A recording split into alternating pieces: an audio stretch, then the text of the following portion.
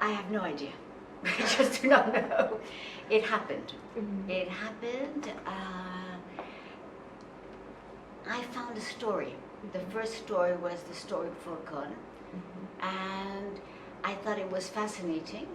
And then one story led to another, and I realized that Thai history had not been very thoroughly researched by novelists. I mean, for instance, the history of Japan or the history of China, there are lots of books. There were no books about or novels about the history of Siam, and I started getting interested, and one thing led to another. Well, my first story is because I was completely by chance in Lopburi. I had visited many other places in Thailand, and I visited Lopburi, and it was very early in the morning, and everything was closed. And I walked into a garden where there were ruins, and I did not understand what they were. And I saw a sign saying, House of the French Ambassadors. And I thought that was very strange because I'm French. And then when the museum opened, I bought a booklet and I heard the story.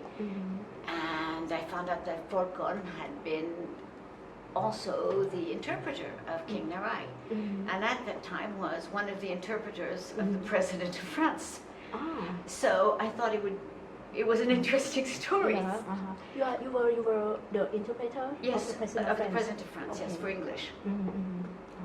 And I thought it would be, when I read his life, I thought it would be a fun story for a professional journal. You know, a short story, what happened, how he died, and just saying, so, you know, watch it when you're an interpreter. It's pretty, it can be dangerous. But then the more I read about it, and the more I wrote, and then it turned into a very, very thick novel here. So I couldn't put it in a professional journal. So it was published as a book instead. So that's how it happened. And that was my first one.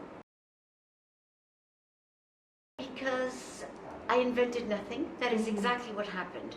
What I invented was basically everyday life. What they said to each other, the names of some servants, but all the events, everything is exactly as it happened. I found all of the documents.